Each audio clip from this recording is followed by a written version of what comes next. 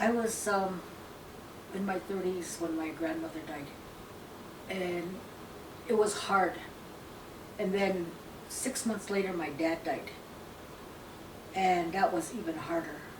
You know, it felt like what the book said, nobody cares, because nobody wanted to talk to me.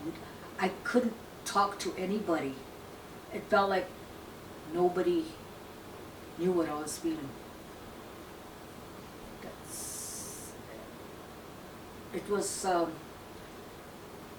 but I can't remember who it was telling me that it's okay, you know, it's okay to talk about him. It's okay to remember things that he done, good or bad. It's okay, because people, like the book says, they don't know, you know, they don't understand. I don't know what I'm trying to say here, but it's okay to talk about them. Don't try to keep it here, because it keeps that hurt right here inside of you. And it's okay to cry. You know, let it out.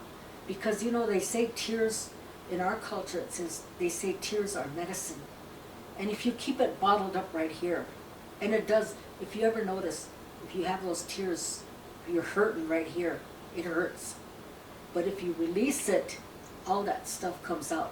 Those tears are medicine. It releases all that bad stuff, that hurt, that loneliness, that anger, the guilt of, I should have said this, I shouldn't have done that, you know, all that. It comes out.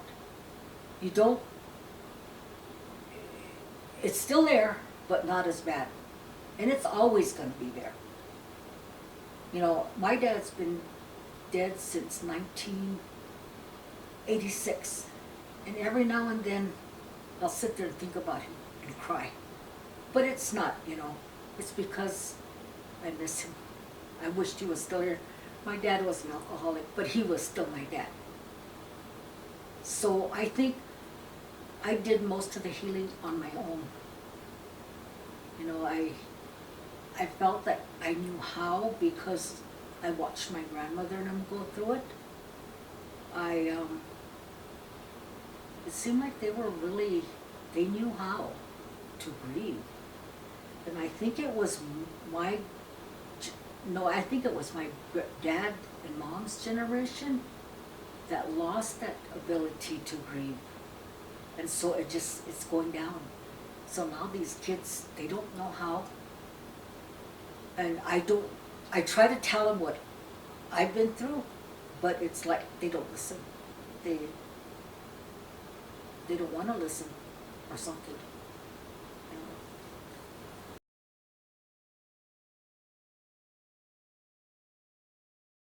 I think a lot of that, because my grandma and grandpa both went to a boarding school.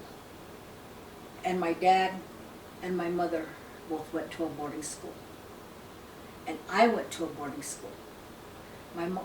But see, my grandma and grandpa already knew that stuff from their parents before they even went to school. And my dad and my mother, they learned it from them. They learned it from the school. And so that's how, and I went to a boarding school. And so what did you call that, generational trauma? That's what that is, I think. Because it just keeps going and keeps going. Like, I have a relative who's going through, he's grieving now. And he doesn't know how. So he's out drinking, thinking that it's going to take the pain. And it's not. And I told him, I said, that's not going to take the pain away. When you sober up, come home, it's going to still be there. Well, it helps, you know. I mean, that's the kind of thinking that they have nowadays. And that's the kind of thinking he's going to give his kids. But I don't know what we can do to change that. They knew how. Anymore, we don't. It's terrible. It's bad. We lost a lot of things.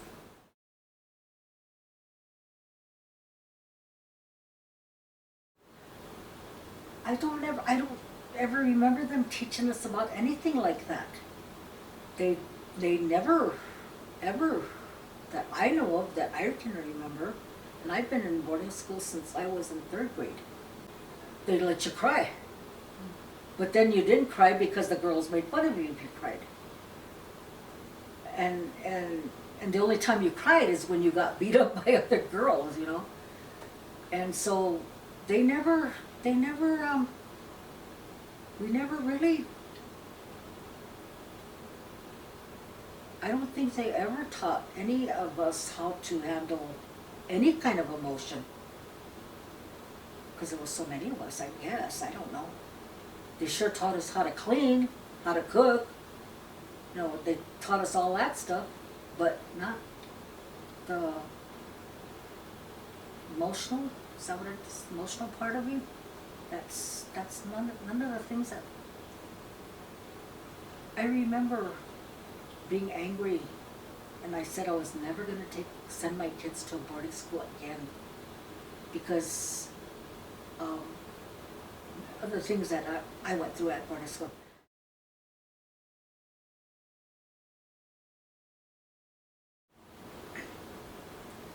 There's such a thing as, and we've done that to several boys, young men, in their late teens, early 30s, where they really had bad addictions, you know, in and out of prison, stuff like that.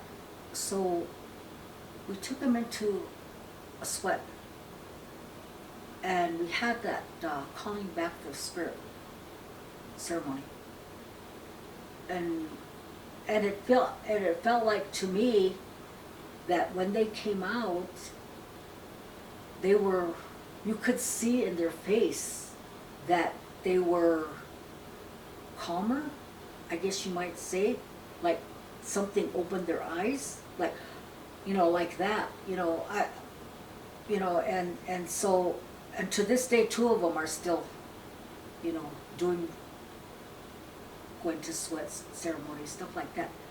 They backslide, of course they are, you know, they're humans. But I don't know about little kids, you know, I've always wanted to, and I used to do that, take little ones, not little ones, but I mean like maybe, I think like from maybe 6, 7, 8, 9, 10, I used to take them into sweat. We'd have 1 or 2 rocks and, you know, smudge them off, and I let them sing any kind of song they wanted to, you know, as long as they knew, and they knew why we were in there, was to cleanse themselves of all the bad things that are inside of them. Everything. Cleanse yourself. That's everything. You got things inside of you, all over that is bad for you, up here, or right here. So what this does is it cleanses you. It comes out through your pores, through the sweat. And they actually believe it. So, you know, that's what I used to do anyway. I don't do that no more. I don't know why. I always say that I want to do that again, but I can't get the kids. I think they're scared because, I don't know why they would be scared, because they've never been in a sweat before, you know. And I'm not going to make it where it's really hot, you know, that they can't handle it. But they just don't want to. But of course they're too busy on their, they even take it to what one of the guys takes their son, and he's sitting there outside all the time while you're in there on his phone, you know. So I think that might work, you know, but then of course our Washichu ways, they just douse those kids up with pills, you know, and I hate pills. I won't even take pills, you know. I have relatives who take antidepressant pills, anxiety pills, all these pills. You don't need them. You don't need them. Go to sweat. Stand on a hill, scream your head up, pray. You know, you don't need those pills. You don't need them because they make you that way. I believe that.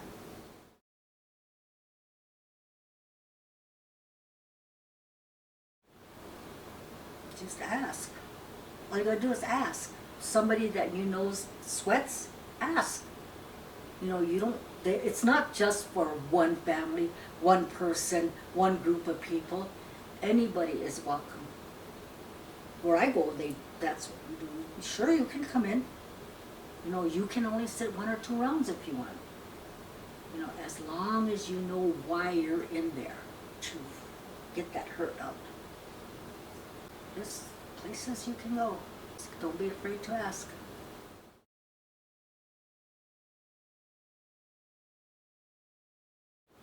That death, and this is what I was taught, that you actually, your physical body is in the ground or whatever, you know, however you're going to do it. But your soul, the soul that makes you who you are, starts on its journey on this spirit road, the Milky Way, yeah. And it goes on that road. It takes a year, they say, but they look back and they see their people that they left. And if you're really crying all the time, if you're really missing that person turns around and comes back. And they're standing there, you're bringing them back. You're not letting them go to the other side. And I always think, you know, when a person dies, they're on this journey, and when they get there, all the relatives who've gone on before have this big old table full of food. You can smell the coffee, you can smell the soup, the fried bread. They're just all standing there waiting for you. And it gives me chills. Like just now when I was saying that, it gave me chills. Because, you know, I could see my grandma and grandpa, my dad and my mom. I could see all of them. And they're there to just welcome you. And they're going to have a big feast for you when you get there. And that's what I believe in. But it takes a while because you're being held back by the people who are still here grieving for you. Those people have to learn to let go. And they always say, well, I'll grieve as long as I want to. You can grieve as long as you want to. You can remember them. Like I said, I still remember my dad, but I know where my dad is. My dad's with his mom and dad, his grandma and grandpa, his brothers and sisters, the sisters that I, lost before. He's with all of them. And they're looking down at me because I'm crying for him. But then I don't keep it. I let it go. So that's what I believe in. And then when I die, I already told my kids, just wrap me in a blanket. If you have to get a new star quilt, wrap me in a star quilt, put me in the ground. That's all you have to do. Because I'm not going to, that's just a shell. I'm already on my way. So that's what, that's what I think. I always just say, let me go, because I don't want to come back. I'm 73 years old. I'm going to be 74 in August. And I'm ready. I've lived a really long, good life. I had ups and downs like everybody else. But I'm at the age now where everything just hurts, Just, sometimes I get so tired of it. And so when it happens, it happens. I'll be happy. I'm not scared anymore. I used to be scared to die, but I'm not anymore. I'll live my life the way I want to live it now. Because when I'm gone, I'm gone. I'll be living up there where they are. I don't know if it's up there. Maybe it's around us. I don't know. But of course we're Christianized, so we talk about up there.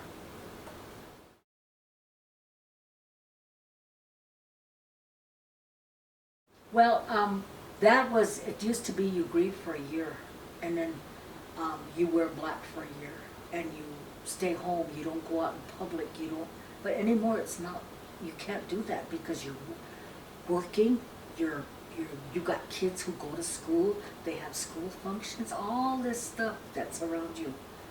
So they grieve for 4 days. On the 5th day, you let them go, because that's when the spirit leaves, on the 5th day. You let them go. So it used to be a year, but not anymore. They just say 4 days. Because 4 days is a sacred number for some. 4 directions, 4 winds, 4 days. Stuff like that. Anyway, after that, yeah, because we have to live like they do now.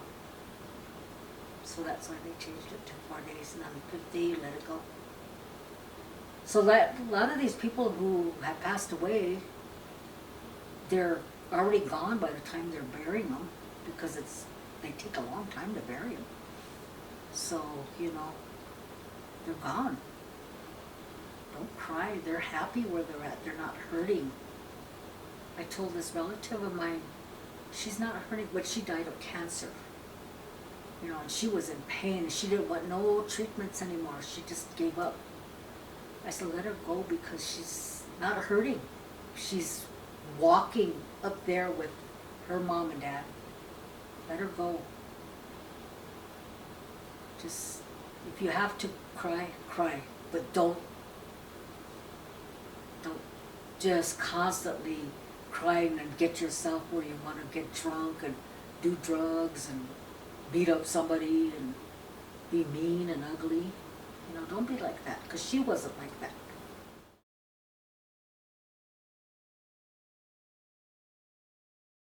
They turn around and come back, because they're around there. They don't want to leave them because they're hurting so bad for them. And so you're keeping your relative there with you. But yeah, they're there, but you don't know that. And so that's why they say grieve. But don't scream and holler and carry on and do all this other stuff. Let them go. You know, that's hard for kids to understand, their mom and dad, especially their mom. Their mom dies, they're not going to be able to let that mother go. That's their mother. So I don't know what to tell a kid, you know, except be there for them and let them talk about their mother. Let them talk about the loved one that died. Let them talk. I really think talk is a good way to let things out, because you eventually get yourself to cry. And all that bitterness and anger and everything comes out.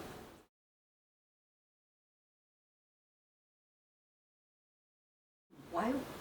There's a whole big world out there that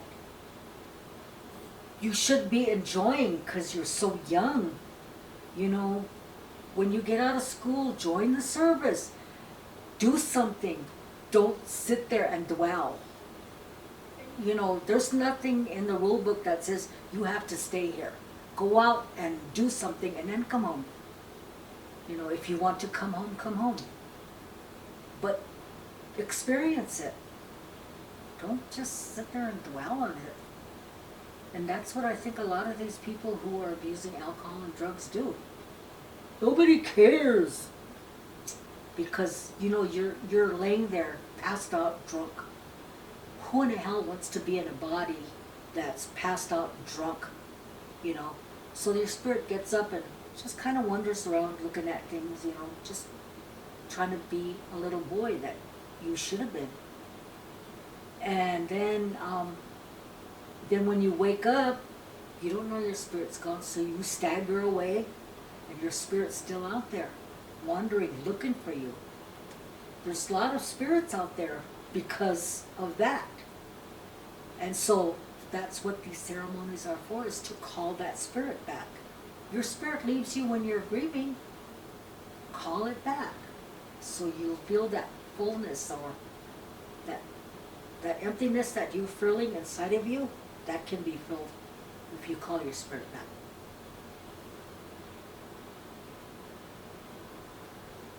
And it's like these kids don't realize it's forever. They're not going to be able to come back. They're not going to be able to see their mom or their grandma or their brothers and sisters. They don't. I don't know if that clicks or if it doesn't. I was thinking, why? Because they're never going to see them again. You know, maybe up there, wherever they're going to go. But I think we're Christianized too, because that's where Christianity comes in, is that when if you kill yourself, you're going to go to purgatory. You know, I've heard that. I said, what the hell is purgatory? It's a place between heaven and earth that you stay forever. I said, well, so what? So, I don't know, it's just purgatory. I don't know what it is either. Just someplace you linger. Maybe it's the spirits around you that are in purgatory, because they are around you.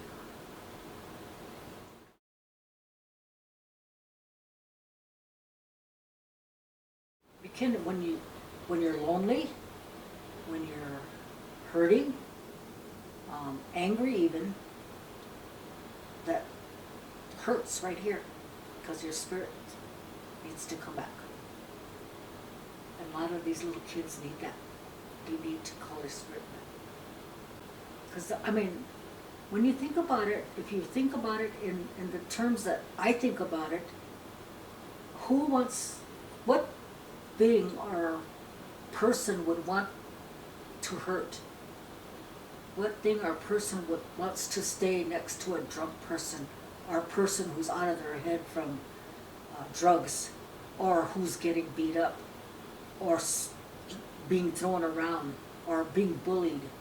Who wants to do that so their spirit leaves? They don't want to be there. And then they wait for them to calm down or whatever, and then they're supposed to come back. But most of the time, they don't know that this person already left, so their spirits are out there wandering. That's that hurt, that emptiness. That's what I think. I've never known, growing up, even back when I was a little kid, kids trying to commit suicide. I've never, as I grew up into high school stuff, I knew that people tried it, but not a little kid. That's something bad. Oh. Gee, poor things.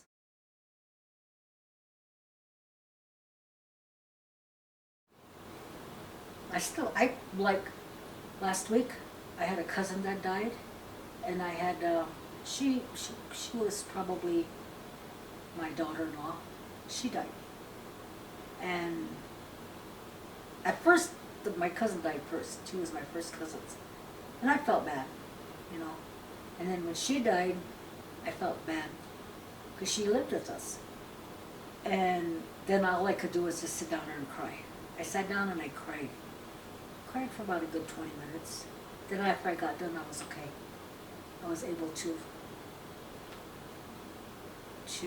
let out the hurt that was right here. Because they both died because they were sick. And I knew they weren't hurting anymore. They were fine. They were healthy. They were starting on their journey. And they haven't even been buried yet. So I'm still waiting for that. No, I'll go to the funeral, or to the wake, to the funeral. But I keep thinking they're okay. You know, they're not hurting. That's what I have to keep thinking. Otherwise, I'll probably be bawling my head off too. You know, that's what I think. So they got both their legs now. They're gonna be good. They'll be running. I don't know about the happy hunting ground thing, but that's. I know that there's a place that they do go. I know that their relatives are sitting there. Do you know that they even come after them? And I remember my brother-in-law, when he was gonna die, he woke up and he was fine. Didn't look like he was sick at all. And I was sitting there and I looked at him like that, and he said, "Sis," he said, "Brother Ray's here, and Grandma and Grandpa, or Grandma and the two grandmas." I said, "They are?" And he said, "We're sitting by the door." So I really turned and I looked, thinking that, you know, I don't know why. And then he said, "Yeah," he said, "I think they came after me," he said. So I said, "Then go with them." And he said, "What about my kids?" I said, "Your kids will be fine." I said, "Somebody will take care of your kids. You'll be fine. Go with them." I'm thinking about it. He said, then we visited for a little bit. And then he said, "I'm going to go to sleep now," he said, "because I'm tired." So I said, "All right."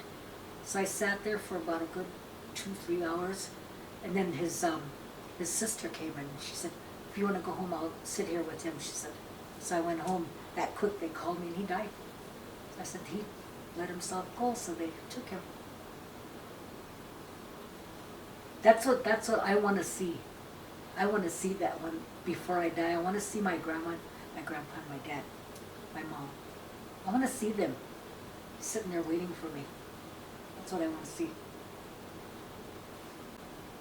So yeah. But if nobody comes after these kids and they're trying to commit suicide, then what? You know? They're lost out there. The soul is lost.